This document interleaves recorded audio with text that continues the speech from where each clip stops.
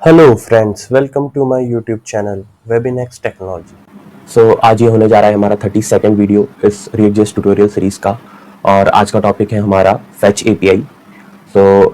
हम आज के टॉपिक में डिस्कस करेंगे कि फैच एपीआई का यूज़ क्या होता है और हम फैच एपीआई की हेल्प से किसी एपीआई को कैसे कॉल कर सकते हैं। Let's get started. आप देख रहे होंगे अभी मेरे स्क्रीन पर नेम कुछ आ रहा है मुझे, और कोई ईमेल आ रहा है और एक जेंडर आ रहा है। बेसिकली ये हमारा आ रहा है डेटा एपीआई से। ये कोई मैन्युअली डेटा नहीं है जो मैंने यहाँ पे रेंडर किया है, ये मुझे मिल रहा है एपीआई की हेल्प से। प्रीवियस वीडियोस में हमने देखा था कि यूज इफेक्ट हुक देखा था हमने। यूज इफेक्ट हुक हमारा हेल्प करता है साइड इफेक्ट्स को परफॉर्म करने के लिए हमारे कंपोनेंट में। साइड इफेक्ट का एक एग्जांपल ये भी हमारा कि डेटा को फैच करना। आज हमने यूज इफेक्ट का यूज़ करके और फैच एपीआई का यूज़ करके हमने एपीआई कॉल किया है और इस डेटा को हम रेंडर करा रहे हैं। आप देख रहे होंगे कि जब भी मैं रिफ्रेश कर रहा हूँ तो मेरा ऑटोमेटिकली मेरा एक नेम, ईमेल और जेंडर मुझे मिल जा रहा है। इसके लिए मुझे बेसिकली कोई इवेंट ट्रिगर नहीं करना पड़ रहा, बटन के क्लिक पर मुझे मिल रहा है या कैसे।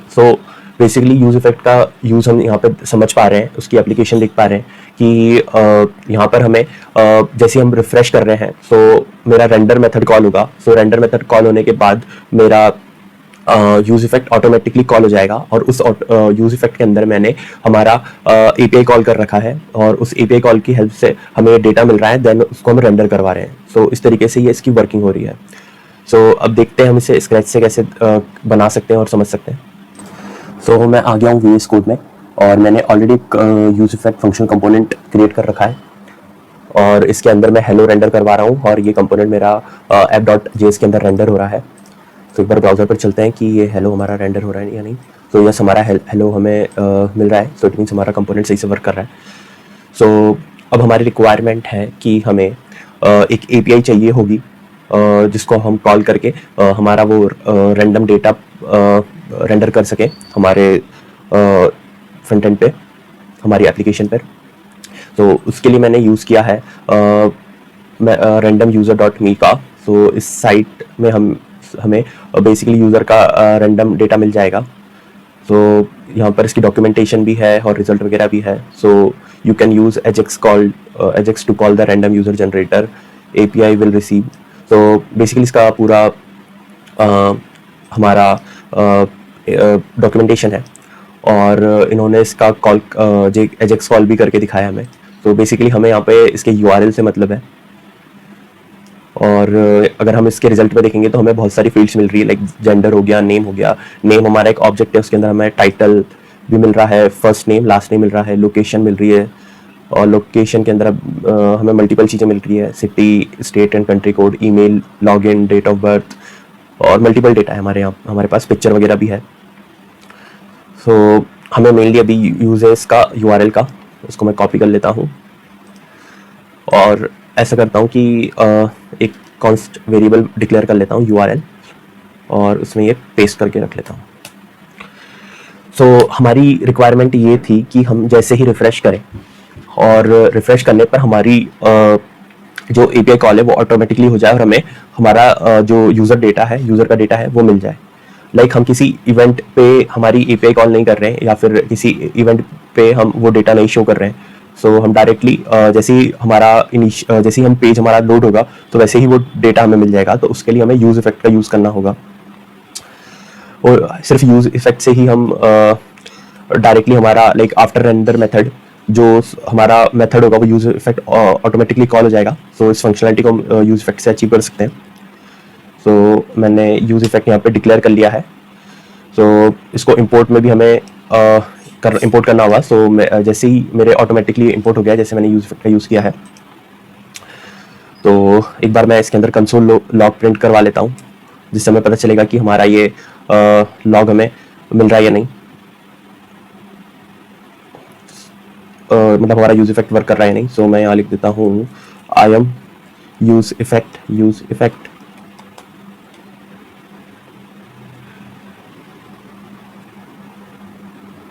और ब्राउज़र पे चलते हैं, रिलोड करते हैं और कंसोल पे जाएंगे।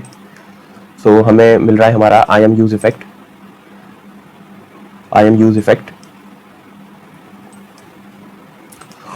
सो हम चाहते हैं कि सिर्फ ये इनिशियल स्टेट पे ही रेंडर हो, उसके बाद कभी भी हमारी स्टेट चेंज हो तो ये ऑटोमेटिकली फिर से रेंडर रन ना हो। सो उसके लिए हम ये कर सकते हैं कि हम यहाँ पर अभी एम्प्टी अरे पास कर सकते हैं। सो इट मीन्स हमें इसे बता रहे हैं कि सिर्फ आप यूज इफेक्ट को कि इसे रन होना है सिर्फ इनिशियल स्टेट पर, अदरवाइज ये रन ना हो अगर हमारी कोई भी स्टेट चेंज होती है।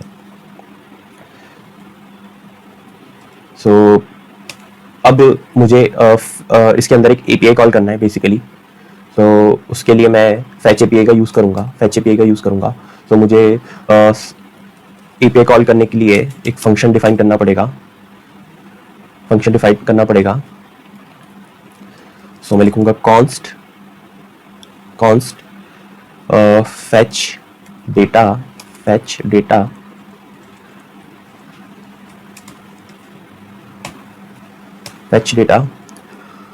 और मैं यूज़ करूँगा फैच एपीआई का। तो आप देख सकते हैं कि फैच एपीआई के अंदर हमें यूआरएल प्रोवाइड करना पड़ता है।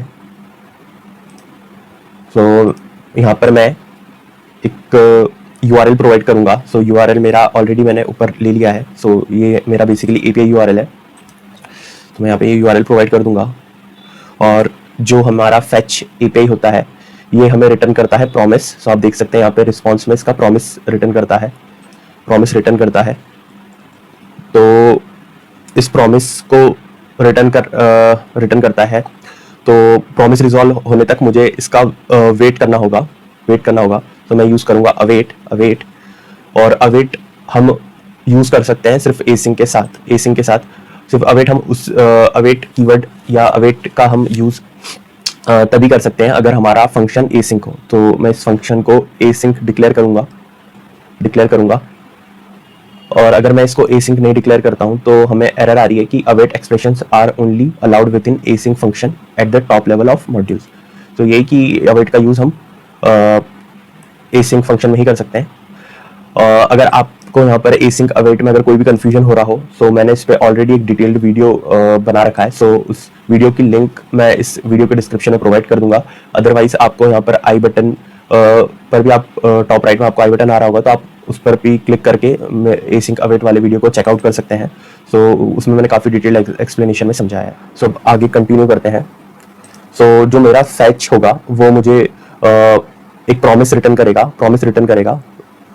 सो और अवेट से कीवर्ड से क्या होगा कि अवेट कीवर्ड से बेसिकली फैच जो है हमारा वो प्रॉमिस रिटर्न करेगा। और उस प्रॉमिस को रिटर्न करने के लिए कुछ टाइम लग सकता है बेसिकली। सो उस रिस्पॉन्स को रिजॉल्व होने में कुछ टाइम लग सकता है बेसिकली। सो अवेट कीवर्ड की हेल्प से बेसिकली इसमें एग्जीक्यूशन हमारा इस पर्टिकुलर लाइन पे हमारा एग्जीक्यूशन पॉज हो जाएगा। जब तक हमारा फैच से हमारा प्रॉमिस रिजॉल्व नहीं होगा तब तक हम जब हमारा नेक्स्ट लाइन पर एग्जीक्यूशन नहीं जाएगा। सो बेसिकली हमारा एग्जीक्यूशन इसी लाइन पे पॉज हो जाएगा। सो इसको मैं एक वेरिएबल के अंदर स्टोर कर लेता हूँ, लेट रिस्पॉन्स। सो एक बार ये करते हैं कि सिर्फ इस रिस्पॉन्स को ही हम कंसोल करा के देखते हैं। सो रिस्पॉन्स और इस फैच डेटा को मुझे कॉल करना होगा हमारे यूज इफेक्ट के अंदर। सो बेसिकली इससे ये होगा हमारा कि हमारा यूज इफेक्ट जैसे ही हमारा रेंडर मेथड कॉल होगा, इन्वोक होगा, वैसे ही उसके बाद हमारा जो यूज इफेक्ट ऑटोमेटिकली रन हो जाएगा। और इसके अंदर हम बेसिकली फैच डेटा पास कर रहे हैं। तो फैच डेटा के अंदर हम एपीआई कॉल कर रहे हैं। सो हमारा फैच डेटा से हमारा डायरेक्टली एपीआई कॉल हो जाएगा और हमारा रिस्पॉन्स हमें मिल जाएगा। So let check.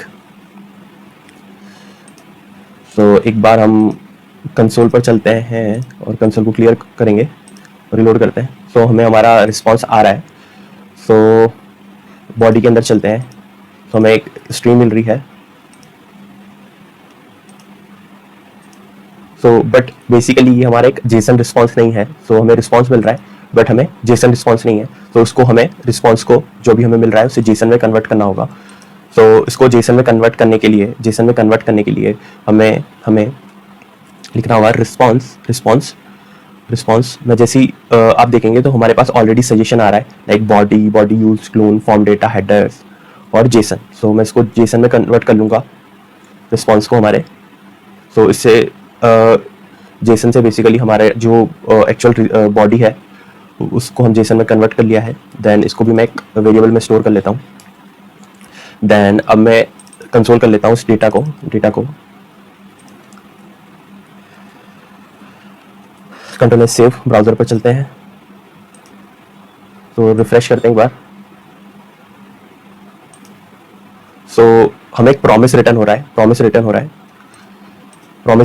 तो जब भी हमें प्रॉमिस रिटर्न होता है तो उसके रिजॉल्व होने का हमें वेट करना होता है। तो अभी यही हो रहा है कि हम बेसिकली जो रिस्पॉन्स डॉट जेसन है ये हमें एक प्रॉमिस रिटर्न कर रहा है।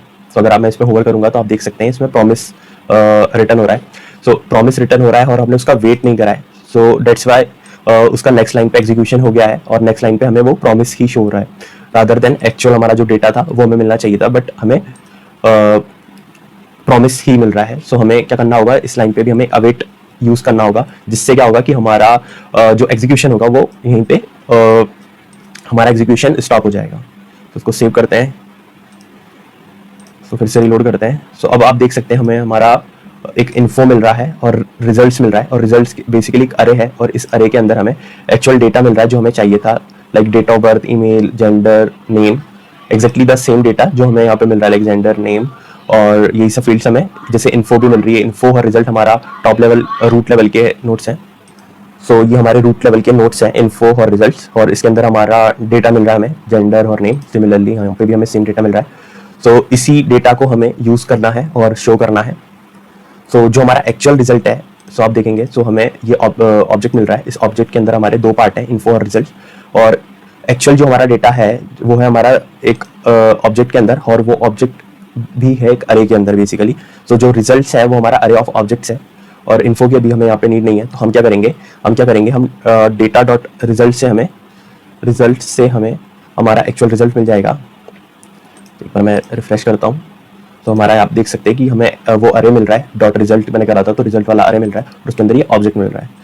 अब इसको यहाँ पे रेंडर कराने के लिए मैं क्या करता हूँ कि एक स्टेट क्रिएट कर लेता हूँ। तो मैं यहाँ पे डिफाइन करता हूँ कॉन्स्ट रिजल्ट, सेट रिजल्ट और यूज स्टेट।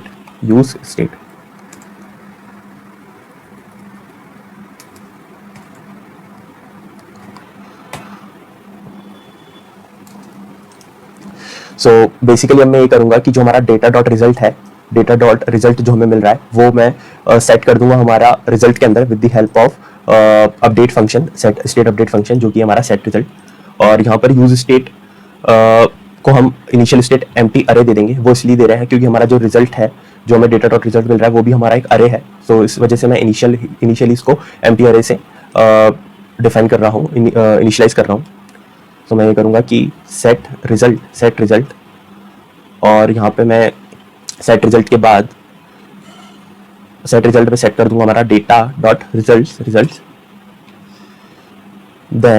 देन इसे रेंडर कराने के लिए हमें यहाँ पर आना होगा, इस कंटेनर के अंदर आ जाता हूँ। सो हम इस अरे को यहाँ पर रेंडर करवा सकते हैं। तो मैं बेसिकली लिखूँगा रिजल्ट डॉट मैप। अगर आपको मैप फंक्शन में कोई भी डाउट या क्लैरिटी ना हो तो इस पर भी मैंने एक सेपरेट डिटेल्ड वीडियो बनाया है, सो आप उसे भी चेकआउट कर सकते हैं। सो उसका भी मैं लिंक वीडियो डिस्क्रिप्शन में दे दूंगा, और आप यहाँ पर आई बटन से भी उसको चेकआउट कर सकते हैं। So result dot map, so basically map function हम अरे ऑपरेशंस के साथ यूज़ कर सकते हैं, और इसमें हमारे पास तीन पैरामीटर्स होते हैं, हमारा जो एक्चुअल वैल्यू, देन हमारा इंडेक्स और हमारा अरे जिस पर हम काम कर रहे हैं। सो अभी मैं यहाँ पे लिखूंगा पहला पैरामीटर वैल्यू। तो वैल्यू हमारी वही होगी जो हमारा फर्स्ट इंडेक्स पे इन दिस लाइक जो भी हमारा इंडेक्स में रखा होगा। तो ये एक एक करके उस पर आइट्रेट करता है। सो ये इस तरीके से लिखेंगे रिजल्ट। और JSX का यूज़ करने के लिए हमें हमेशा कर्ली ब्रेसेस के अंदर हमें हमारा JSX यूज़ करना होता है। सो इस वजह से JSX बेसिकली हमारा जावास्क्रिप्ट का यूज़ करने के लिए हमें कर्ली ब्रेसेस का यूज़ करना होता है। सो मैंने लिखा है रिजल्ट डॉट मैप, और इससे हमें रिटर्न करना होगा रिटर्न करेगा ये हमारा लेट्स से अभी हमें क्या मिल रहा है, अगर हम देखें तो हमारा ऑब्जेक्ट है, ये ऑब्जेक्ट है, और इसके अंदर हमें मिल रहा है नेम। लेट्स से नेम या हम ईमेल देखते हैं सबसे पहले, ईमेल। सो यहाँ पर हमें डेटा मिल रहा है जैसे जेंडर, नेम और ये सब। सो ये है हमारा एक अरे ऑफ ऑब्जेक्ट्स। सो रिजल्ट के अंदर मैंने इसे मैप करा है, रिजल्ट डॉट मैप करा है। सो वैल्यू जो होगा हमारा, तो जो वैल्यू होगा वो हमारा एक ऑब्जेक्ट होगा। एक काम करता हूँ, मैं आपको पहले कंसोल करके दिखाता हूँ इसे। वैल्यू फिलहाल के लिए इसे यहाँ से रिमूव करता हूँ, कंट्रोल एस सेव। सो आप यहाँ पे देख रहे होंगे हमें ये ऑब्जेक्ट मिल रहा है, डायरेक्टली ऑब्जेक्ट मिल रहा है पूरा। सो जो वैल्यू है हमारा, वो है एक ऑब्जेक्ट, और रिजल्ट जो है हमारा वो है अरे ऑफ ऑब्जेक्ट्स। तो हर जो भी इसके हर इंडेक्स पर, रिजल्ट जो अरे है उसके हर इंडेक्स पर हमारा एक ऑब्जेक्ट है। तो वो ऑब्जेक्ट हमें वैल्यू से मिल रहा है, और ऑब्जेक्ट के अंदर ये अलग अलग प्रॉपर्टीज़ है, लाइक ईमेल, जेंडर, नेम। सो इसको हम कैसे एक्सेस कर सकते हैं? तो ऑब्जेक्ट की प्रॉपर्टी को हम एक्सेस करते हैं डॉट लगा के। सो मैं जैसे एक्सेस करता हूँ, यहाँ पर हमारा एक h3 ले लेता हूँ, h3।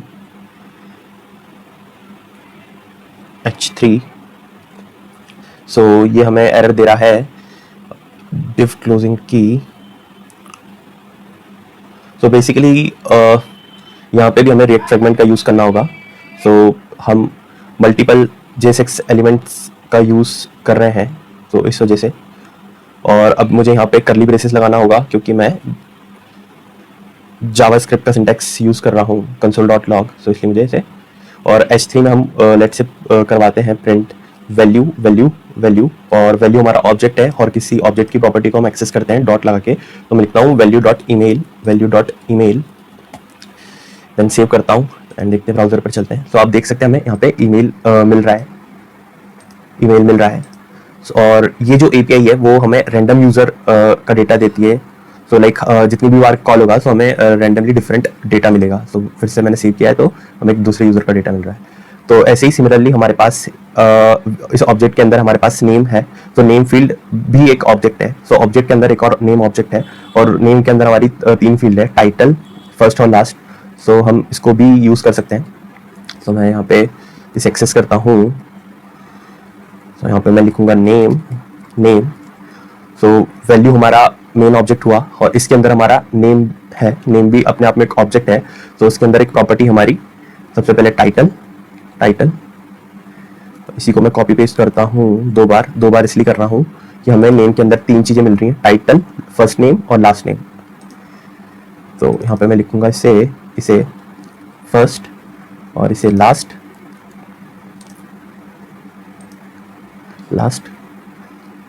तो आप देख सकते हैं मुझे अब नेम भी मिल रहा है और हमारा ईमेल भी मिल रहा है। एक और फील्ड में कोई सी ले लेता हूँ, लेट्स से मैं जेंडर ले लेता हूँ, इसी को कॉपी करूँगा एंड पेस्ट, और यहाँ पे मैं ऐसे करता हूँ, लिखता हूँ हमारा जेंडर और वैल्यू डॉट जेंडर। यहाँ से ये हेलो हटा देता हूँ, अब इसकी हमें नीड नहीं है, क्योंकि एक बार कोड को फॉर्मेट कर लूँगा with the help of Alt+Shift+F, then control S save. Browser पर चलते हैं, इसको क्लोज करते हैं।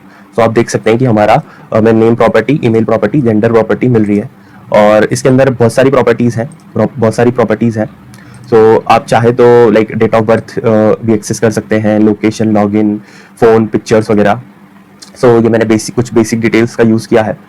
तो काम करते हैं कि इमेज का भी एक बार ट्राई कर ही लेते हैं, इमेज को भी हम रेंडर कर लेते हैं। तो मैं यहाँ पे यूज़ करूँगा img टैग, यहाँ पे सोर्स देना होगा, तो सोर्स हमारा होगा वैल्यू, और वैल्यू के अंदर है हमारा पिक्चर के अंदर है हमारा लार्ज, मीडियम और थंबनेल। तो मैं ऐसे करता हूँ पिक्चर, और फिलहाल देखता हूँ मीडियम में क्या आ रहा है, medium, let's save. So yes, हमें एक फ़ोटो यहाँ पे अब मिल रहा है। सो इस तरीके से हम इस API का यूज़ कर सकते हैं। तो इस API की डिटेल्स मैं अभी इस वीडियो के डिस्क्रिप्शन में प्रोवाइड कर दूंगा, सो आप वहाँ से इसको एक्सेस कर सकते हैं। और इसमें हमने बेसिकली यही देखा कि हम कैसे यूज इफेक्ट के अंदर डेटा को फैच कर सकते हैं। सो कभी कभार हमारी रिक्वायरमेंट होती है कि पेज लोड पे ही हमें कुछ डेटा दिखाना है। लेट्स से हम किसी साइट पे जाते हैं और हम देखते होंगे, जैसे फ्लिपकार्ट, अमेजन पे अगर हम जाते हैं, तो हम जैसी साइट खोलते हैं तो हमें कुछ प्रोडक्ट्स मिल सकते हैं। सो वैसी कुछ अगर हमें फंक्शनलिटी अचीव करनी है, तो हम इस तरीके से कर सकते हैं कि जैसे हम साइट हमारा लोड हो और हम उस API को कॉल कर दें और उससे हमें प्रोडक्ट्स दिख सकते हैं। सो कुछ इसी तरीके से उस फंक्शनलिटी को अचीव करते हैं। सो आज की वीडियो के लिए बस इतना ही। Thank you so much and goodbye. अगर आपको ये मेरा वीडियो अच्छा लगा तो please like this video and subscribe to my channel. Thank you.